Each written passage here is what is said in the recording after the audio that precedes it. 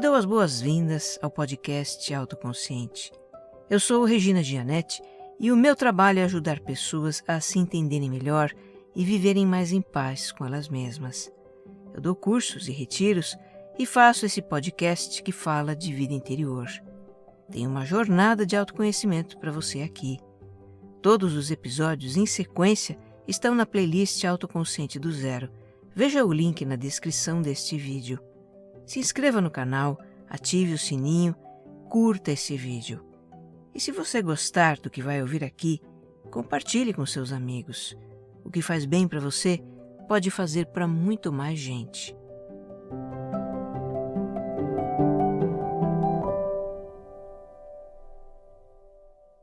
Episódio 152. Do que é preciso para sermos mais autênticos?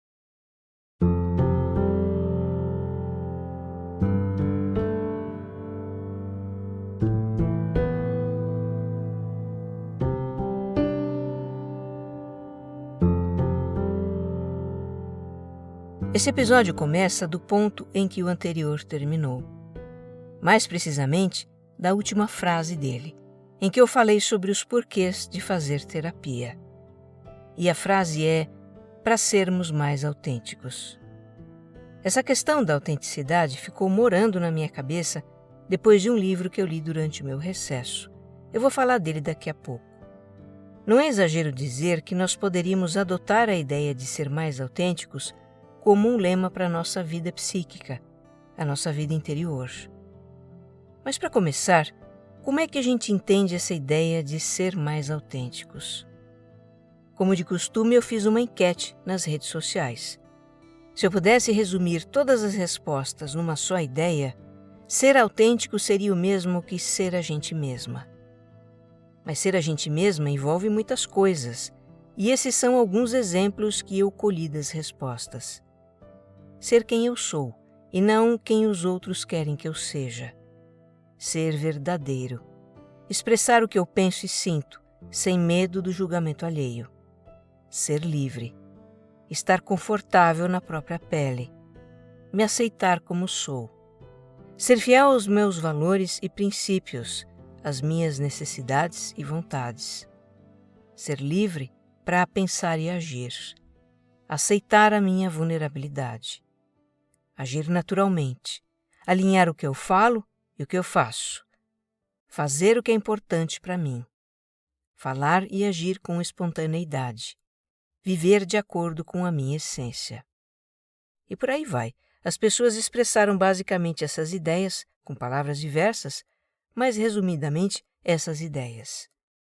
Alguns participantes da enquete pontuaram, e isso é muito importante frisar, que ser autêntico não justifica ofender, rebaixar, agredir verbalmente, nem passar por cima de quem quer que seja. Aquela coisa assim, a pessoa fala mal dos outros, insulta, atropela os outros. Depois diz que é autêntica, que fala o que pensa, que faz o que quer. Como lembraram vários de vocês, ouvintes, ser autêntico não dispensa o respeito ao outro, não se sobrepõe à integridade do outro. Desrespeito e agressividade não são autenticidade, são outra coisa, arrogância, prepotência, individualismo. Vários ouvintes também observaram que esse tema é muito bem-vindo nos tempos atuais, quando há tantas forças que nos levam na direção contrária à da autenticidade. A gente bem sabe como são fortes as pressões para que nos encaixemos em determinados padrões de comportamento, de modo de vida, de estética, de consumo, de sucesso. E tem ainda a questão da comparação social, que sempre existiu, é verdade, mas se intensificou enormemente com a internet e as redes sociais. Esse ambiente digital, onde reina o marketing e os seus influencers, está o tempo todo nos dizendo o que vestir, o que comer, o que pensar, do que gostar. E isso não é propriamente um estímulo à autenticidade. Nos adequar a esse ambiente traz concordância, validação, popularidade, até dinheiro e fama. Destoar desse ambiente pode significar bullying, perseguição, humilhação, cancelamento. Diante desse cenário, as perguntas que ficam são: é possível sermos autênticos? Do que é preciso para sermos mais autênticos?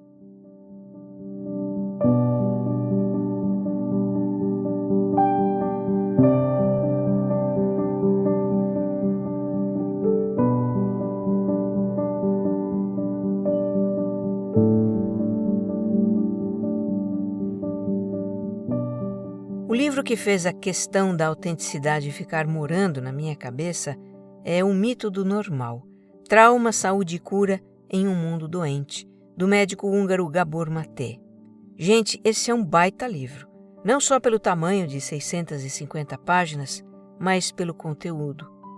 É até difícil descrever o assunto de uma obra tão vasta, mas eu diria o seguinte: é um livro sobre a inseparável relação entre corpo e mente, sobre como os traumas emocionais afetam a saúde do corpo, como a humanidade moderna se afastou do que é ser humano, e o papel da espiritualidade na reconexão com a nossa natureza. É um livro belíssimo, em que o Gabor conta muitas histórias de cura emocional e física e a dele próprio. Bem, um dos assuntos que ele desenvolve é o conflito entre duas necessidades essenciais do ser humano: a necessidade de apego e a de autenticidade. Essas necessidades nos movem em direções contrárias. O apego faz a gente ansiar pela proximidade emocional com outras pessoas, nos sentirmos amados, validados, aceitos pelas outras pessoas, e em nome disso, nós sacrificamos a nossa autenticidade. No cabo de guerra entre apego e autenticidade, quem geralmente sai perdendo é ela, a autenticidade.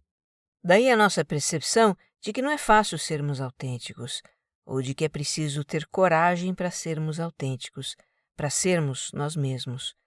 Isso é até título de livro famoso, A Coragem de Ser Você Mesmo, da Brené Brown. Bem, eu vou aqui resumir o que o Gabor Maté diz sobre esse conflito apego versus autenticidade, que provoca uma desconexão com quem realmente somos. Ele conta que todos nós chegamos ao mundo esperando encontrar proximidade ou apego, assim como os nossos pulmões esperam encontrar oxigênio. A predisposição ao apego é algo que já vem programado no nosso cérebro, determinando o nosso comportamento. E por quê? Porque estabelecer uma relação de apego facilita o ato de cuidar ou a condição de ser cuidado. Se não tivéssemos adultos propensos a cuidar de nós, se também não tivéssemos o impulso de sermos próximos desses cuidadores, não conseguiríamos sobreviver nem um dia sequer. E olha que engenhosa é a natureza. Ela faz os bebês serem fofos, engraçadinhos, adoráveis, e chorarem alto também, claro, que é para ganhar o afeto e a atenção dos adultos. Agora, a necessidade de apego não termina na infância. Ela se prolonga a vida fora. Os nossos primeiros relacionamentos de apego com os pais, cuidadores e outras pessoas importantes na nossa vida, esses nossos primeiros relacionamentos nos fazem criar um determinado estilo de comportamento para manter a proximidade com essas pessoas. E acabamos levando esse estilo de comportamento para outros relacionamentos, com amigos, parceiros amorosos, sócios, colegas de trabalho, chefes. Nós levamos essencialmente aquele mesmo estilo de comportamento, baseado em apego, para os diversos aspectos da nossa vida, pessoal, profissional, social e até mesmo política, diz o Gabor. Porque, afinal, em todo relacionamento se deseja ter a atenção, a estima, a validação do outro, ou exercer dominância e poder, que também são formas de manter os outros por perto, ainda que sob coação. Uma vez que aprendemos a suprir nossa necessidade de apego na infância, repetimos a mesma fórmula na vida adulta. Bem, para você que acompanha o autoconsciente, essa questão do apego não é novidade, não é? Ela foi abordada em alguns episódios que eu listei na descrição deste. Nesses episódios, o meu enfoque foi o apego no relacionamento amoroso, e neste, com o livro do Gabor, a gente expande a abordagem do apego para os relacionamentos em geral.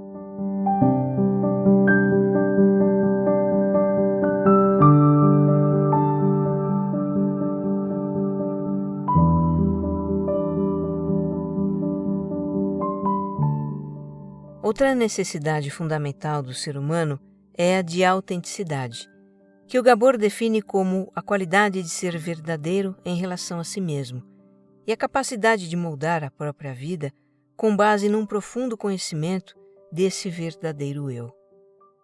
O Gabor também diz que a autenticidade não é uma ideia, uma coisa abstrata. Assim como o apego, a autenticidade é um impulso natural do ser humano, que está enraizado no cérebro e é próprio do nosso modo de ser. É um impulso para seguir os nossos instintos, afirmar necessidades, expressar emoções, reconhecer e honrar as nossas vulnerabilidades. Sem isso, a gente também não sobreviveria. Me ocorre um exemplo simples aqui.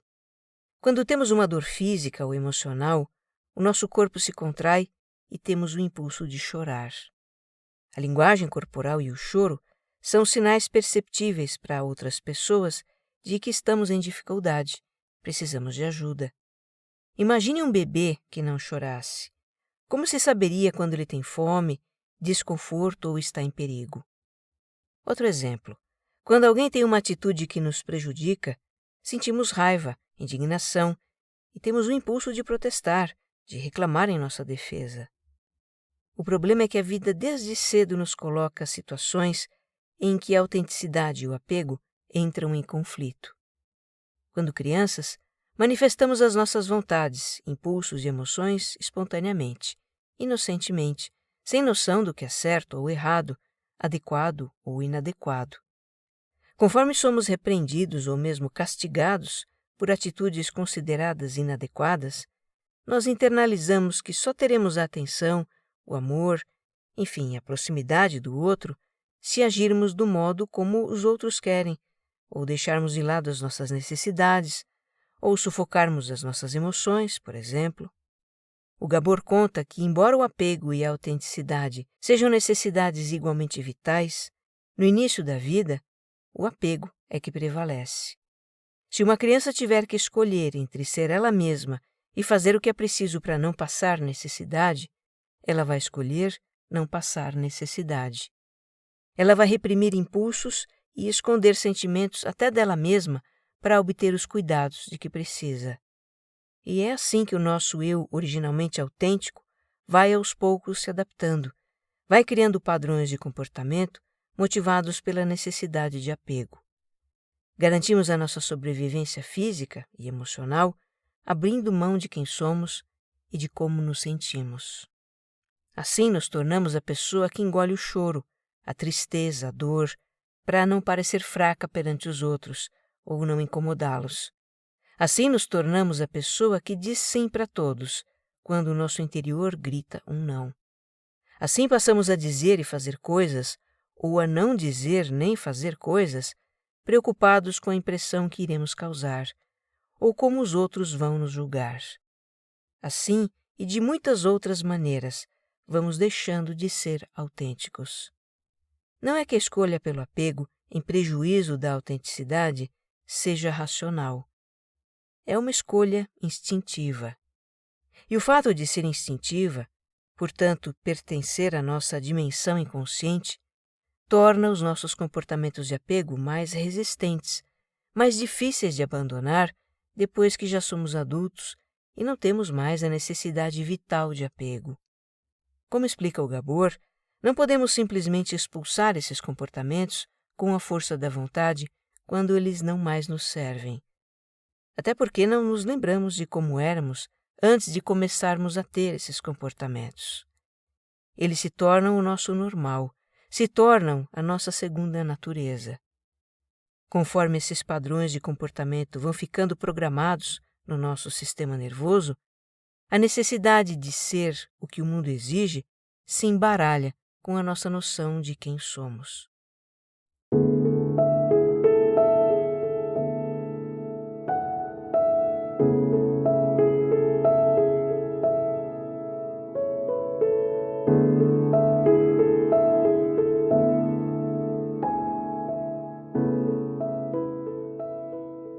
Nossos comportamentos motivados pela necessidade de apego não apenas ficam gravados no cérebro e entranhados na psique, como também recebem um reforço e um incentivo da sociedade a ponto de a gente se orgulhar por tê-los e não nos ver sem eles. Por exemplo, a pessoa que se preocupa demasiadamente com a beleza e a forma física, porque encontrou nesses atributos um modo de receber validação e admiração alheia, essa pessoa não apenas encontra na sociedade padrões de beleza e forma física para se espelhar e seguir. Ela também faz seguidores que enaltecem a sua beleza, o que reforça ainda mais os seus comportamentos.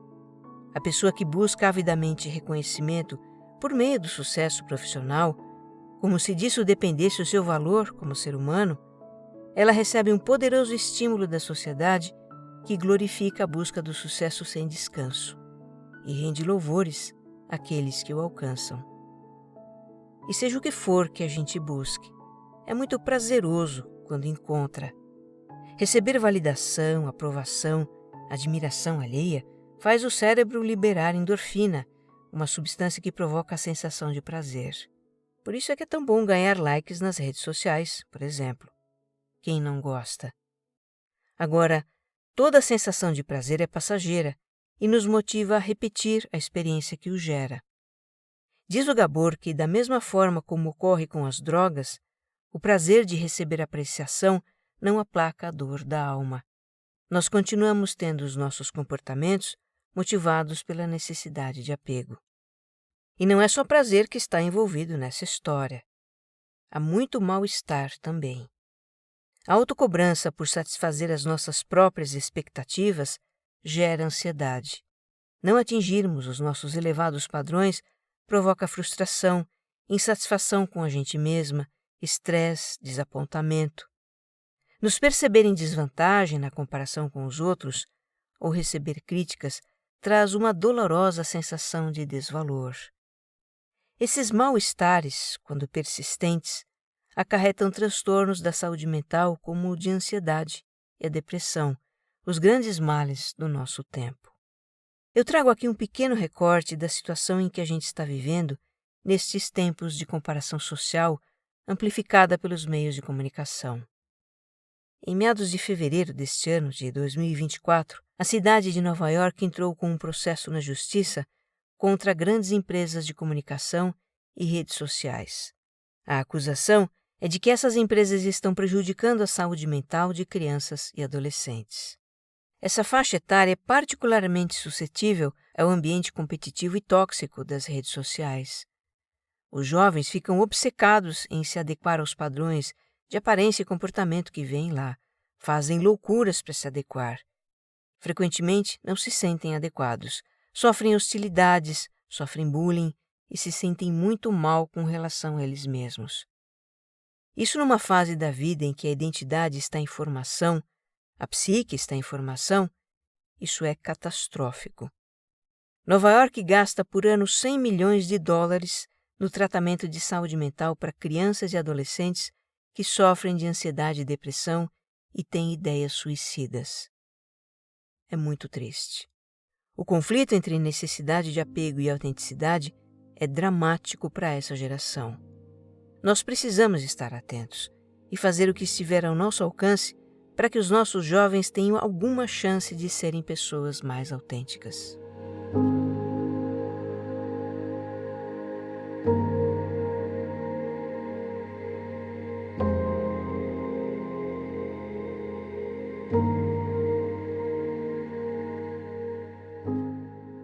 Em seu livro, o Gabor Mate explica a necessidade de sermos autênticos como algo da psicobiologia humana, pois está ligado ao funcionamento do cérebro, do nosso organismo e à nossa autopreservação. A necessidade de sermos autênticos está também na psicologia profunda de Carl Jung, mas com um outro nome: individuação. A individuação é um processo de desenvolvimento da nossa psique para que nos tornemos o ser autêntico que em essência nós somos. Jung dizia que a individuação é um imperativo, uma força da nossa natureza, tão intensa e persistente quanto a da sexualidade. Não dá para a gente ignorar. Eu vou aqui compartilhar com você o que eu pude entender sobre individuação, que é um bocadinho complicado, como são as coisas do Jung, muito abstratas. Mas vale a pena a gente pelo menos arranhar esse tema, porque Jung aponta um caminho para a individuação. Ele próprio fez esse caminho. Vimos até aqui como nós rifamos a nossa autenticidade em nome do apego, da proximidade com as pessoas, para sermos aceitos por aqueles que nos são caros e também pela sociedade. Nós construímos toda uma identidade para funcionar bem no mundo, para exercer os nossos papéis como profissionais, pais, filhos, amigos, cidadãos. As adaptações de comportamento que criamos para exercer os nossos papéis são o que Jung chamou de persona. Temos persona até para redes sociais. Para construir as nossas personas, adotamos modelos de comportamento das personas de outros, que achamos que podem funcionar bem para nós. Por isso é que nos espelhamos e comparamos com os outros. E olha, dá um trabalhão construir essa nossa complexa identidade para atuar no mundo, né? Quando atingimos a idade adulta e a nossa identidade está consolidada, podemos achar que missão cumprida, já resolvemos como estar no mundo. Nem tudo na nossa vida funciona bem. Às vezes, muitas coisas não funcionam bem. Mas também não conhecemos outra maneira de estar no mundo que não seja essa que estabelecemos. Buscamos de alguma forma nos acomodar na nossa identidade, convivendo com eventuais incômodos, mas a acomodação não está nos planos da nossa alma.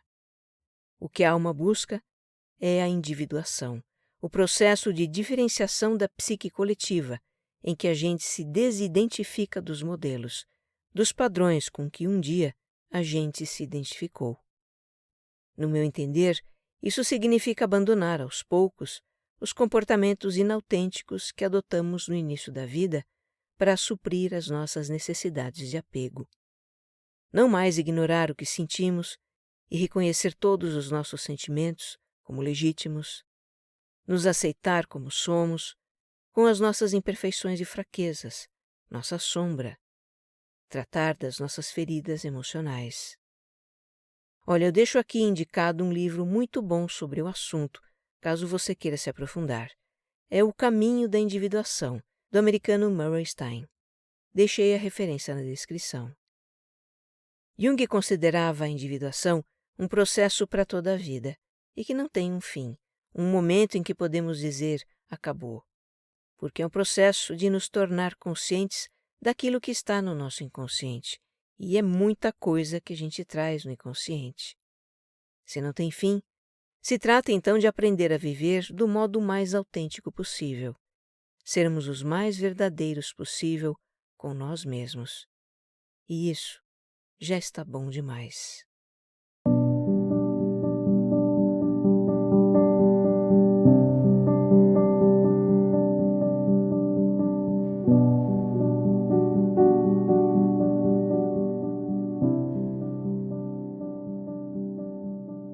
Um dia desses eu estava conversando com uma colega do yoga, Fernanda, na saída da escola, e a gente se lembrou da vez em que o meu celular tocou no meio da aula. Pois é, meu celular, com o seu toque pouco estridente, que dá para ouvir de qualquer lugar da minha casa, tocou em plena aula de yoga. Baita mico. Eu sempre coloco o celular no modo não perturbe assim que eu entro na sala. E naquele dia eu não sei se eu me esqueci de fazer isso ou se fiz e o comando falhou. Eu sei que o celular tocou, eu levantei, rejeitei a chamada e botei o aparelho em não perturbe. Dali a pouco, ele tocou de novo. O comando que eu dei não havia funcionado e eu resolvi desligar o bagulho de vez. No final da aula, eu me desculpei com meus colegas e o professor. A Fernanda, que também é professora de Mindfulness e ouvinte do podcast, ela me perguntou: "Você teve compaixão de si mesma naquele dia?" E eu respondi: "Eu tive sim. Se fosse em outros tempos, eu iria querer me enfiar num buraco. Ia ficar pensando no mico o dia inteiro. Mas a autocompaixão mudou a minha maneira de lidar com essas situações de erros, de falhas, de gafes que eu cometo. Eu fico meio sem graça na hora, mas a fala que eu tenho comigo mesma é serena. É algo do tipo: foi mal, eu sinto por isso. Mas acontece, quem nunca? Vamos reparar e pedir desculpas. Depois que eu adotei as práticas de autocompaixão e essa atitude na relação comigo mesma, ficou mais leve lidar com as minhas fraquezas, limitações, negatividade, os meus traços simplesmente humanos. Seja o que for do meu lado sombra que se manifeste, eu sei como vou lidar com isso, reconhecendo que me sinto mal pelo que aconteceu, sendo benevolente comigo mesma, me confortando e depois, se for o caso, reparando o estrago que eu fiz. A autocompaixão está tornando mais leve admitir erros, reconhecer meus sentimentos mais embaraçosos, dizer a verdade para mim mesma. Nas sessões de terapia, imagina, né? Saem cobras e lagartos. Tem vezes que, ouvindo meu terapeuta recontar o que eu digo para ele, eu acabo dando risada. Me parecem tão ingênuas, tão pueris certas coisas que eu faço, que me dá vontade de rir, como a gente ri de uma criança que faz traquinagem. Também falo de situações difíceis, dolorosas, brotam sentimentos de medo ou tristeza. E está tudo bem. Eu dou voz e vez a esses sentimentos. Não preciso mais abafá-los. E assim, eu acho que aos pouquinhos eu me reencontro com a autenticidade e me permito ser mais autêntica. A autocompaixão tem me ajudado muito nisso. Fazer esse podcast, compartilhar as minhas aventuras e desventuras com vocês, também tem me ajudado muito. Só o que eu recebi de vocês toda vez que expus a minha fragilidade foi amor, muito amor. E sabe, eu acredito que se você fizer o mesmo com as pessoas que lhe são mais íntimas, quando você falar do fundo do coração a sua verdade, você também vai se sentir amado. Porque as nossas manifestações mais autênticas ressoam na autenticidade esquecida do outro. Ele se lembra de quem ele realmente é. No fundo, o que temos de mais autêntico é uma imensa capacidade de amar. Que você esteja bem. Um abraço.